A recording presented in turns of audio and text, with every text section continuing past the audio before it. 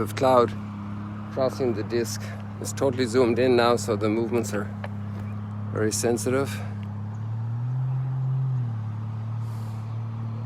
So we're going to have some fun with the clouds here in the next few minutes. Watch these guys. Come on guys, get in the camera.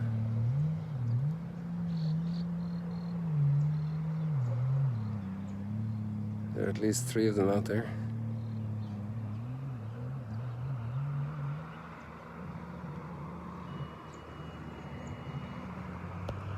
Let's go back to our sun. There we are.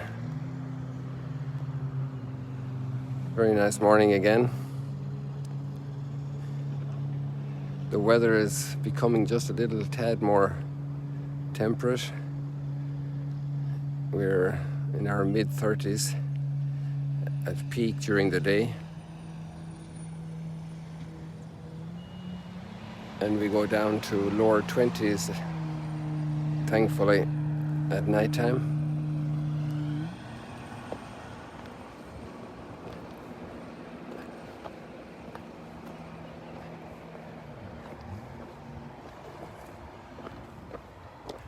And I imagine, I just saw Australia coming in there, so I imagine springtime is starting in Australia and all the southern hemisphere. So you must be having lots of nice flowers there and new growth. On the farm, springtime was also the expectation of the lambs and the calves that would be born, the majority of them. Basically all the lambs, and then maybe there would be a couple of calves that would be born later in the year. But the idea was to have them all born around that time for more organized farming and for better thriving.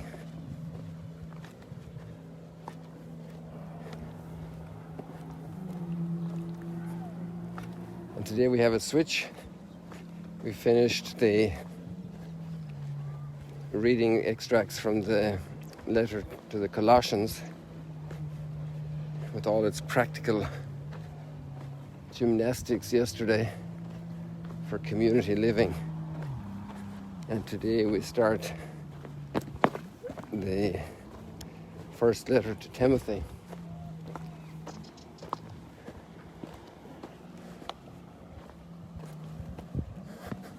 Let's look at the sun a little more closely here.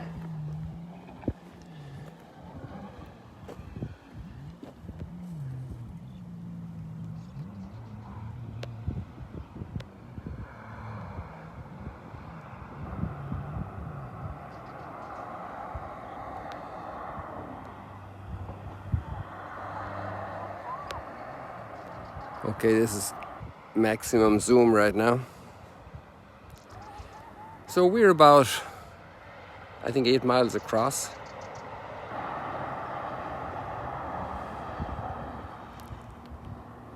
We're just north of us here, right at Magdala, is the widest point on the western side of the Sea of Galilee. And here's just a little shorter, but more or less.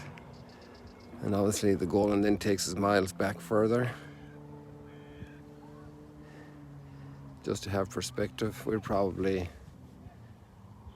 not even half a mile if we drew a straight line horizontally to the lake from here. We're, I don't know, 300 yards.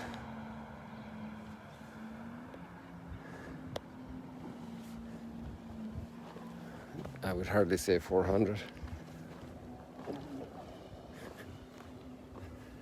But it's hard to gauge that distance. Yeah, 300 yards, I would say, max. We were way beyond here when we started yesterday. And we got over to the foot of that cliff.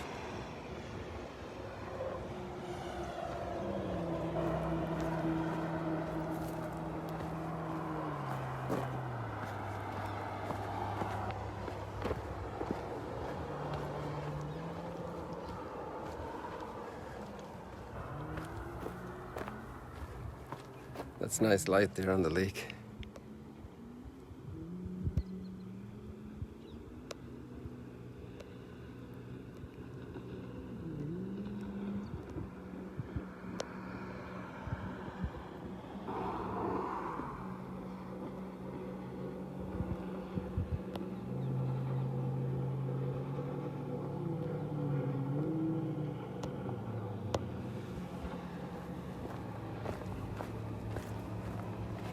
A lot of our East Coast people and Central Time Zone people in the Americas are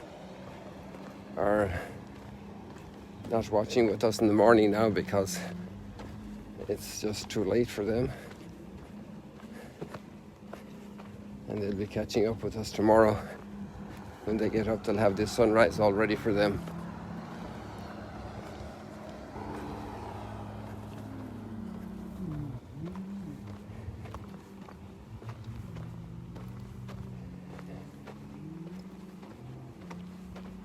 Again, in this letter to Timothy, we have a very strong personal identity statement. What's your identity? Who are you? And Paul's experience has been so powerful. He defines himself an apostle of Jesus Christ.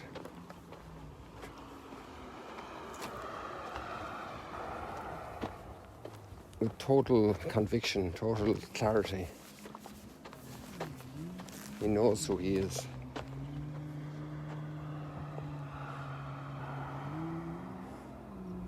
Our psalm today, Psalm 16, with its verse 5 as a response, "You are my inheritance, O Lord."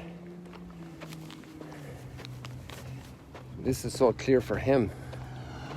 You are my inheritance. I belong to you. You are the gain of my life. What are you going to gain in life? You have the famous little, what would you call it? I don't want to call it a slogan because a slogan has negative connotations, but to build a house and to plant a tree. And there was a third one, which might have been the first one. Was it to have a son? I forget. But to build a house and to plant a tree. What's your legacy? What's your inheritance? What's coming to you?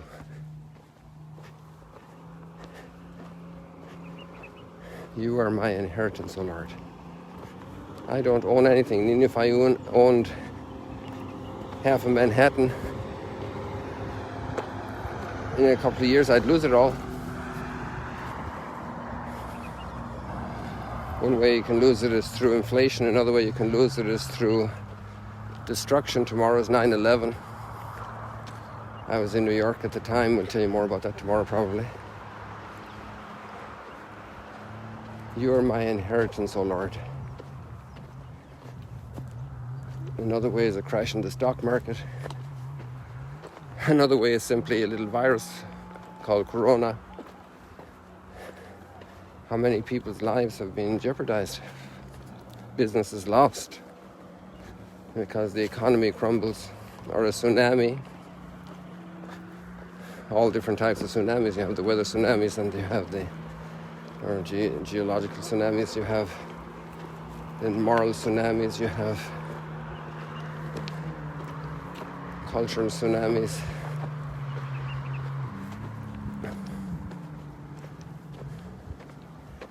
You are my inheritance, O Lord.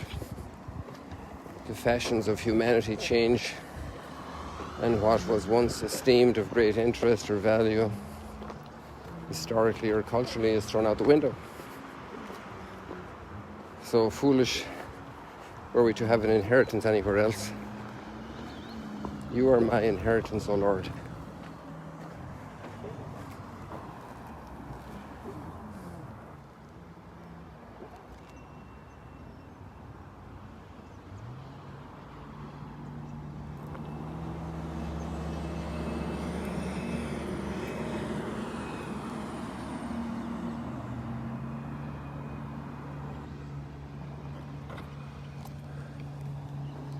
That was just this little branch here sticking out on the path.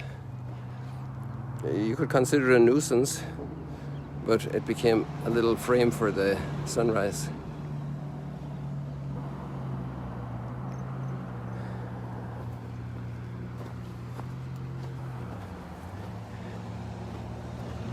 Fleeting moments, our life.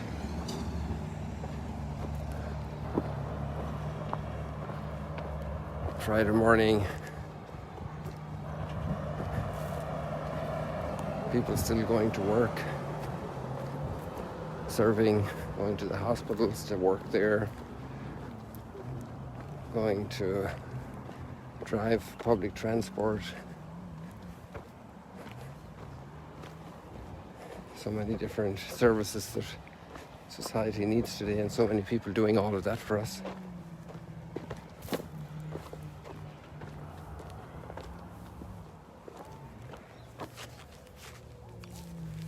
And then the gospel has a very tough one today for us about correcting our brothers and sisters.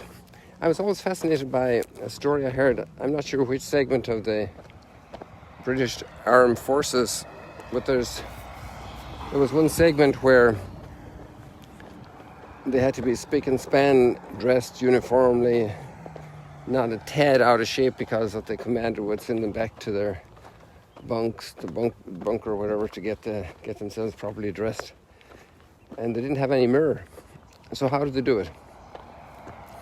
Well, they were in pairs, they were teamed up, and each one looked out for the other, and hey, he says, your glasses are on crooked there, you know. This button isn't properly tied here. And so they inspected each other out of pure support for each other. And that's really what spouses do then for other motivations. They just care for each other, they've given their lives to each other. And they'll point out they'll just check each other in a way, a kind of spontaneously going into an event, leaving the house for an event. They're a great support to each other. Then you have siblings correcting each other, and sometimes that's done in a different spirit. Hey, look at how funny that is, look at how stupid that is. And we offer each other mutual correction growing up and learn to become more respectful of each other. Well, that's not the way you talk to your sister. Okay, Dad.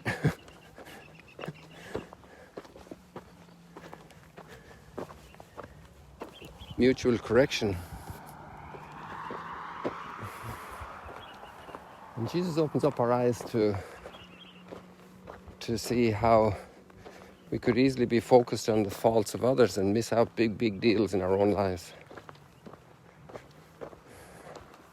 So in a certain sense, spiritual maturity becomes also very much self-aware, that there are big issues with my temperament, with my manner of working, with my way of being, with my way of interacting and interrelating, with attitudes I have in politics and in so many ways.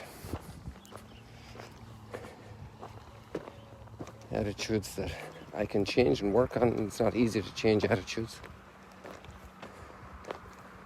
But then how we go about pointing out the mistakes of others. Wow.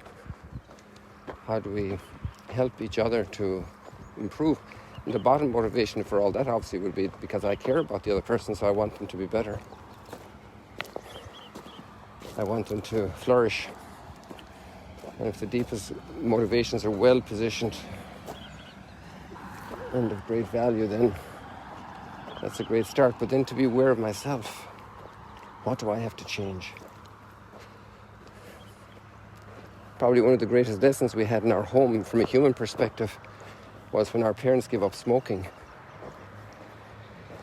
Then it was much easier for us not to smoke. It was in the early to mid 60s when all that campaign started against smoking, and people had realized its connection to cancer. But if our parents were smoking like a chimney, it would have been very challenging for us not to have begun smoking. And thanks be to God, we steered clear of that. Just tobacco. Nowadays the concerns have gone to another dimension, not smoked. So I think we were actually, you know what, we started yesterday just among those bushes here on that very rocky surface, and then we worked our way across over there to the foot of the cliff over there. So people, I think we've got our morning covered now again, and I'm very happy that you joined. I hope you have a wonderful day and that you can rejoice today and be a blessing for everyone in your family, or for one or two of them who are especially in need. See you later, alligators. God bless you.